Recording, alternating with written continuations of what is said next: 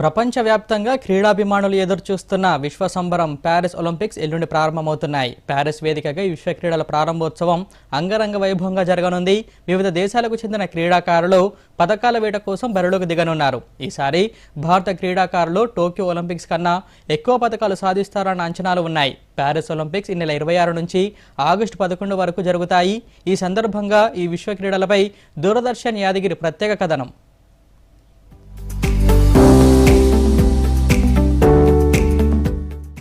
ప్రతి 4 ఏళ్లకోసారి జరిగే ఒలింపిక్స్కు సుదీర్ఘ చరిత్ర ఉంది.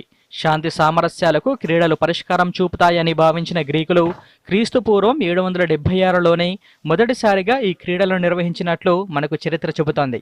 కానీ మనం ఈరోజు పరిగణించే ఆధునిక ఒలింపిక్స్ మాత్రం 1896 నుంచి మొదలయ్యాయి. మొదటి ఆధునిక ఒలింపిక్స్కు ఎథెన్స్ నగరం వేదికగా నిలిచింది.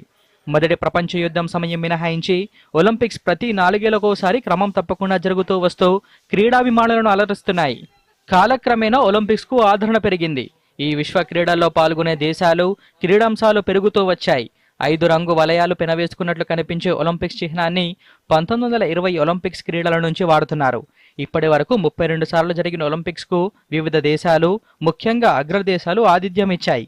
కిందటిసారి 2021లో టోక్యో వేదికగా ఒలింపిక్స్ జరిగాయి. ఇందులో భారత క్రీడాకారులు అనూహ్యంగా 7 పతకాలు సాధించారు. అథ్లెటిక్స్లో నీరజ్ చోప్రా భారత్కు తొలి స్వర్ణం అందించాడు. ఈసారి 2024 ప్యారిస్ ఒలింపిక్స్లో మరిన్ని పతకాలు కొల్లగొట్టే లక్ష్యంతో భారత క్రీడా బృందం బరిలోకి దిగుతోంది.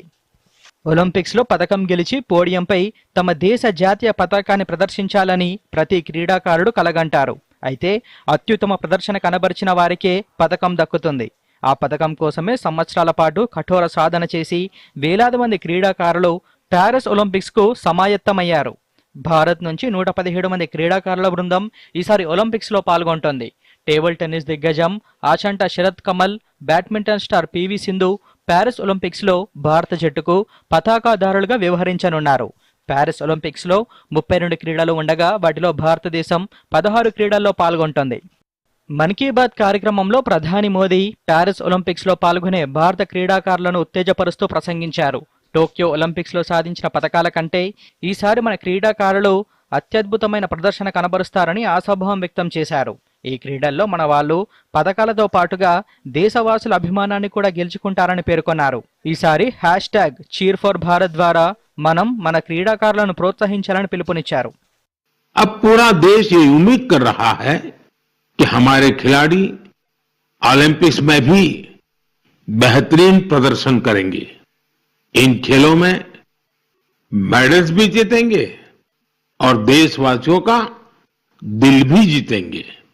हमारा #cheer4bharat है. इस हैशटैग के जरिए हमें अपने खिलाड़ियों को चीयर करना है, उनका उत्साह बढ़ाते रहना है. तो मोमेंटम को बनाए रखिए. आपका ये मोमेंटम भारत का मैजिक दुनिया को दिखाने में मदद करेगा. ఇటీవల ఒలింపిక్స్ కోసం 2024 కోసం ప్యారిస్ బయలుదేరుతున్న భారత క్రీడాకారులతో ప్రధాని మోదీ వర్చువల్ గా భేటీ అయ్యారు. ఈ సందర్భంగా వారు మాట్లాడుతూ ఒలింపిక్స్ 2036 పోటీలకు ఆతిథ్యం ఇచ్చేందుకు భారత్ బిడ్డింగ్ విజయవంతమవుతుందనే నమ్మకం ఉందని అన్నారు. ప్యారిస్ ఒలింపిక్స్ లో భారత అథ్లెట్లు ప్రతి ఒక్కరు గర్వించే రీతిలో ఆడుతారని ఆకాంక్షించారు. ఇక ఈ వర్చువల్ భేటీలో నీరజ్ చోప్రా మాట్లాడుతూ ఈసారి ఒలింపిక్స్ లోనూ అత్యుత్తమ ప్రదర్శన చేసేందుకు ప్రయత్నిస్తానని తెలిపారు. बिलीव था खुद पे कि ट्रेनिंग बहुत अच्छी हुई है और मैं सभी एथलीट्स को ये बोलूँगा कि वैसे ही खेल लें, किसी से डरने की घबराने की जरूरत नहीं, क्योंकि वो भी इंसान है. कई बार हमको लगता है कि शायद यूरोपियंस ज़्यादा स्ट्रॉन्ग है या फिर यूएस के एथलीट या दूसरी कंट्रीज के ज़्यादा स्ट्रॉन्ग है, लेकिन वही है कि अगर हम खुद को पहचान लें कि हाँ हम इतनी मेहनत कर रहे हैं, अपने घर बार को छोड़ के इतनी दूर हैं, तो कुछ भी पॉसिबल है. जी चलिए, बहुत बढ़िया टिप दिए हैं सबको. मैं आपका धन्यवाद करता हूं और आपको शुभकामनाएं देता हूं. आपका स्वास्थ्य अच्छा रहे, 1 महीने में कोई नई इंजरी ना हो भाई. बिल्कुल सर, वही कोशिश कर रहे हैं. కొత్తగా బరిలోకి దిగుతున్న క్రీడాకారులకు తెలుగు తేజం PV Sindhu all the best తెలిపారు. దేశం తరపున ఆడటం ఎప్పుడు ఒత్తిడితో కూడుకుందేనన్న పివి సింధు అయితే దీనిని ఒక టోర్నీలా భావించి 100% కష్టపడితే సత్ఫలితాలు సాధించేందుకు ఎక్కువ అవకాశం ఉంటుందన్నారు. ఇప్పటికీ 2 సార్లు ఒలింపిక్స్లో పాల్గొని రజతం, కాంస్యం సొంతం చేసుకున్న తనకి ఇప్పుడు బంగారు పతకంపై దృష్టి ఉందని సింధు ప్రధానికి తెలిపారు. और 2020 टोक्यो में ब्रॉन्ज लेके आई थी, तो इस बार I hope I change the colour sir and I hope I come back with a medal.